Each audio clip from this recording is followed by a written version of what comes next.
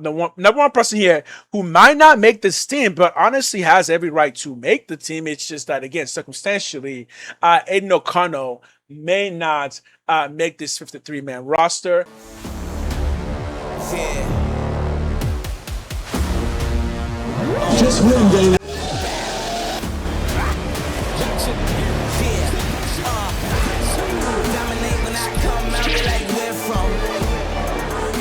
After the Raiders' second preseason game, there are a few players that I believe are naturally on the edge of not making this team. So that's what we're going to talk about today.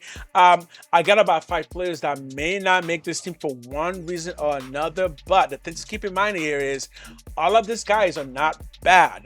In fact, some of them are quite workable. It's just that given the circumstances of how many players that we have in those positions, they may not make the team. And of course, we're going to start, of course, with Aiden O'Connell may not make this 53-man roster. But in the case of Aiden O'Connell, we are actually talking about a possible trade candidate because I do believe Aiden O'Connell will very much love to get a chance to play with another team and to possibly start compete for a starting position. The problem is though that because of Cousins, who is going to start, and because of Mendoza, who is going to be the future, Aiden O'Connell may be the odd man out. Aiden O'Connell is the odd man out. The question for the Raiders when it comes to Aiden O'Connell is a simple one. Do we trade him now, or do we trade him later, or do we wait to the end of the season and then let him walk? Now, most Raider Nation, of course, will say, no, don't let him walk and get something back from him. Why would you not get something back from him? But however, I don't think it's as simple as that. Just because we want something back from him, even a sixth, doesn't mean that other teams are going to be willing to offer that up. Because yes, Aiden O'Connell might be a good backup. The question is though, who is going to need a good backup enough to want to give up a 6th round to get one if he can just wait to the end of the season and wait for him to hit free agency, and then at that point go pick him up. So even though Aiden O'Connell is the odd man out on this team, he is a particularly weird case because he may be the odd man out but still remain on the team because of the position. Namely, the Raiders might end up keeping 3 quarterbacks on the 53-man roster. This is the reason why he might end up getting traded before the beginning of the season, because we might actually need that last slot for somebody in a skill position. There are certain areas of the field, such as safeties, where safeties and cornerback, where maybe you want to keep an extra person and not have Aiden O'Connell eat up that extra space. Because even if Aiden O'Connell is on this team, we know that he's not the first go-to, and we know that he's not the second go-to. He would only be in the game if both Cousins and Mendoza are injured, and that's kind of just a terrible case scenario for the Raiders, where if that becomes the case, you may be better off just going out and finding somebody else, right, and keeping somebody in-house just in case. Other issue with Aiden O'Connell is this, that he is talented enough that if you release him now, somebody's going to pick him up, so he's not going to end up on a practice squad. There really is no way here for the Raiders to do this other than to say, look, we're going to keep him for 1 year and then let him go, or keep him for 1 year and hope by the end of the trade deadline somebody will come calling for Aiden O'Connell, or we're just going to go ahead and have to wait to the end of the season to release him and have somebody else pick him up. But no matter what the case may be, it doesn't seem like Aiden O'Connell is going to make the 53-man roster. Even if he is technically on the 53-man roster, he would only be there to serve as a backup. The next player here on our list is somebody who's been on the team for a year and has had some success. But I keep saying this, that we're just not seeing enough of Dante Thornton, which is making me feel like I'm not understanding what's happening here, because he's not practicing. He's also not playing. Now, the thing with Dante Thornton is this. It is also a bit of an interesting scenario because Dante Thornton is kind of one of the only people in the NFL who has his particular stature with his particular athleticism. Dante Thornton is a 6'5" wide receiver who can run a 4.3 something, probably more like a 4.35. But any moment anyone who's 6'5" and runs a 4.3 anything is in the game, that kind of is a big deal because those guys are pretty rare. Right now, I believe the tallest receiver is Tay Higgins at around 6'4", 6'5", or maybe Drake London or Kyle Pitts, who's a tight end. But So the reason I'm saying that is the Raiders, if the Raiders release Dante Thornton, he's going to be picked up by another team pretty quickly, and I don't think it's going to last any more than a day in the open markets before somebody picks him up from us releasing him, so that he would not be able to go back to our practice squad. Dante Thornton also went to school in Tennessee, so you can obviously see that maybe he would prefer to go to a team in the southern parts of the states, such as maybe the Tennessee Titans, who, yeah, honestly could use a big long receiver for their quarterback for his development. But again, the question is, can the Raiders also use a 6'5" person who can run a 4.3? Even if you haven't seen him in action this year, there is enough tape on Dante Thornton from last year to suggest that, okay, he doesn't look off when he gets on the football field. Yes, he actually looks like he belongs on the football field. The catch with him is he's a progressing enough to satisfy giving him a roster slot, even though that means that he may not play very much this year at all.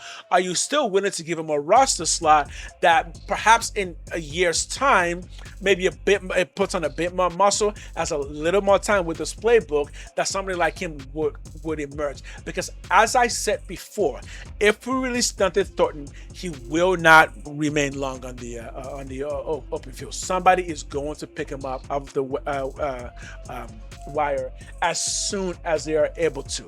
And a part of me now also does wonder that maybe Dante Thornton does want to that scenario so he can go and be with a team that, again, he grew up in the South. He probably maybe wants to play for like a team like Tennessee or maybe even Dallas. Again, remember, Dallas is kind of always looking for some kind of advantage when it comes to speed. They have CeeDee Lamb and they also have Judge Perkins. Obviously, someone like Dante Thornton may not really be a bad idea for their team. So be on the lookout for several teams who would love to pick up Dante Thornton if the Raiders drop him. So back to the point that I've made, that it's going to be really hard for the Raiders to drop him, simply because we're not going to get him back if we do. The question is, even though he hasn't practiced much and he hasn't been on the field and we haven't seen him, maybe we'll see him in the third preseason game. Do the Raiders want to take a chance and just hold on to him for another year, knowing that if they let him go, they won't be able to get him back? And that's the question with Dante Thornton. And I think that is a good place to leave that there. Personally, I don't know yet. I want to see a little bit more. I think as we get closer to week 1, if he's still on the team, I might kind of, after the third game of preseason, if he doesn't show up at all, I might make a decision on that. But again, 6'5", 4.3 something is rare in the NFL, and somebody is going to want that because somebody is going to say, yes, I can do something with that. The question is, can Kubiak do something with that? Because if he can, then there's a chance that he will make the team just based on that alone.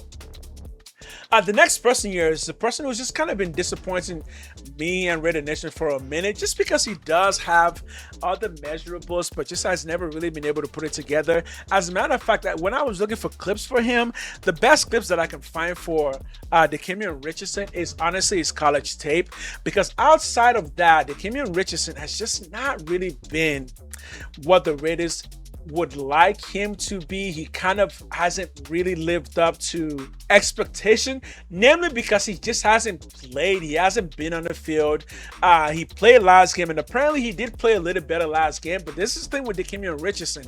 Is it too late? He didn't play the first preseason game. He did have a good reason, but Greedy Vance kind of took that opportunity to put himself up in the on the first team guys, and I do believe Greedy Vance is going to make this team on the basis of him just being a good slot receiver. So again, the question goes back to, hey, are you able, Dikemian Richardson, to finally live up to what we think you can, or is it kind of too late for you for the Raiders? Because Dikemian Richardson is another player.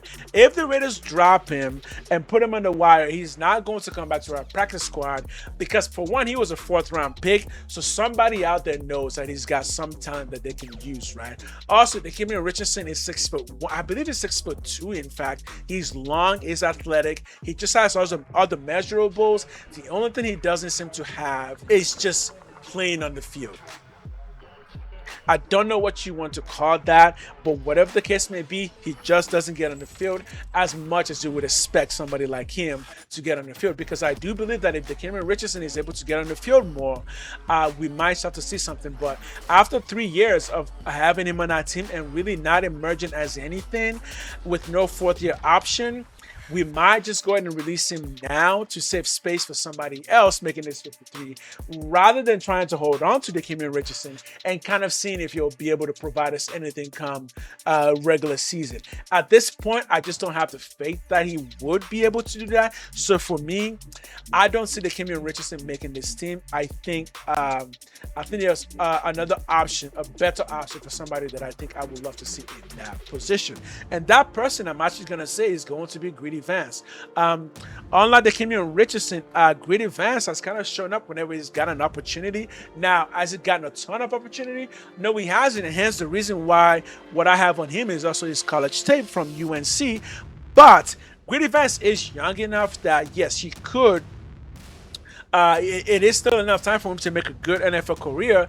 The downside with Greedy Vance is that he's on the smaller side, being 5'8", and I believe 177 pounds. So he's on the smaller side.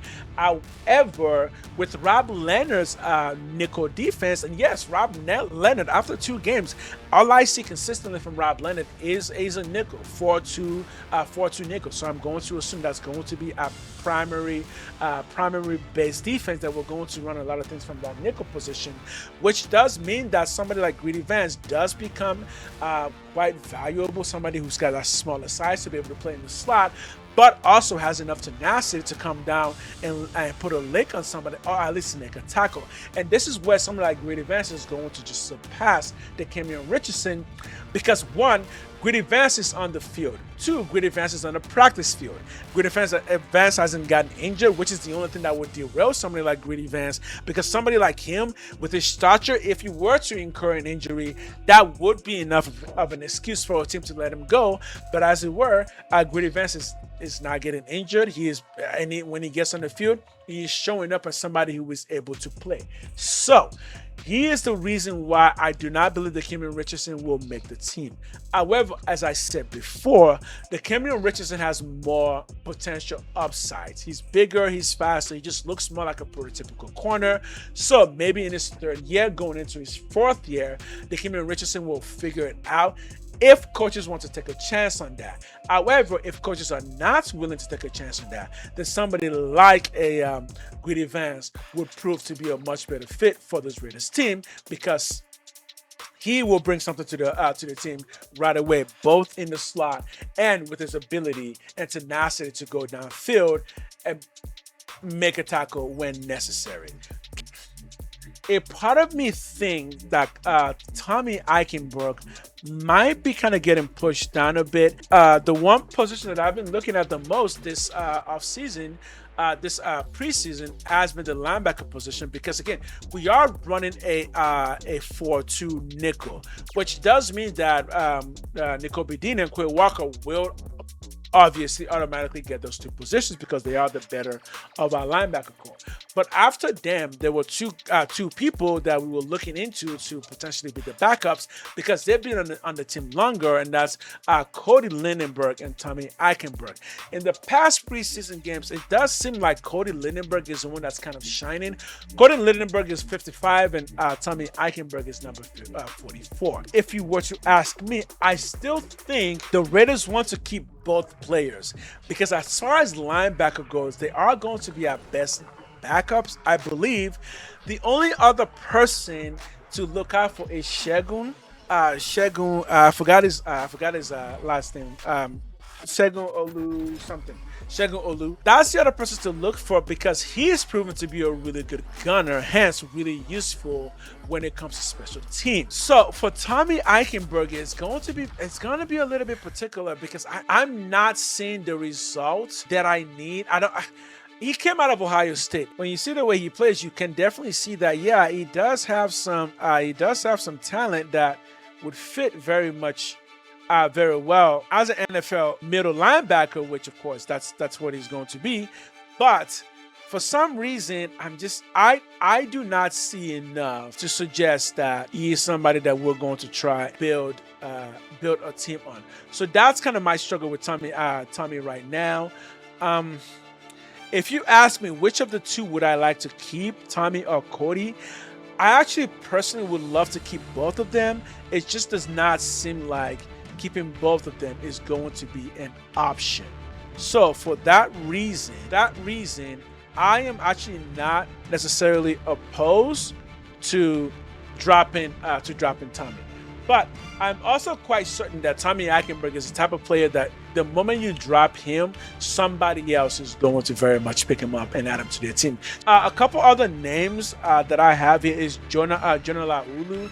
This is a defensive tackle who just hasn't really shined at all. It did show a little bit of something in the last preseason game, but I don't think it's going to be enough. So I don't think Jonah Laulu is going to make this team. One that's gonna be a bit of a bummer, but I also don't think he'll make the team. It's going to be Cedric Jackson, namely because his job on the special team as a returner is also currently is going to be taken over by somebody like a Malik Benson, because Malik Benson will make the team, and not only that, Malik Benson is going to try to be a future wide receiver, X receiver for the Raiders, and Cedric Jackson just has been on the team longer and just hasn't really emerged outside of the punt returning. So, with somebody like Malik Benson and even Jamal McCoy doing the punt return, and even Trey Tucker, I think someone like Jackson is just basically going to be pushed out simply because there is no spot for him to fit with this team, which would be a bummer because he does come in clutch when he needs to. It's just there's not enough opportunities for him to get on the field to try and come in clutch. So I can very much see him not making the team just to make sure we don't take up a roster slot for somebody who is more future necessary for the Raiders, like a Malik Benson or Jamal McCoy. So that's all I got on that. If you have any names that you think I'm missing that will not make this team, let me know. I will release a 53-man roster. I don't want to do it ab nauseum. I'm gonna wait to see when the best time to do it. Maybe right before the third preseason game, maybe right after the third preseason game, but I don't think it would be necessary right now. There's still plenty of competition to be had, but these are the names of people that I forgot one name, Patrick Johnson. As a matter of fact, I had him highlighted. Patrick Johnson is the other name. He has been playing well, but again, this is a case of Raiders having just too many people that he may not make the team, but I'll put that there as an extra because there's a chance that he actually does make it.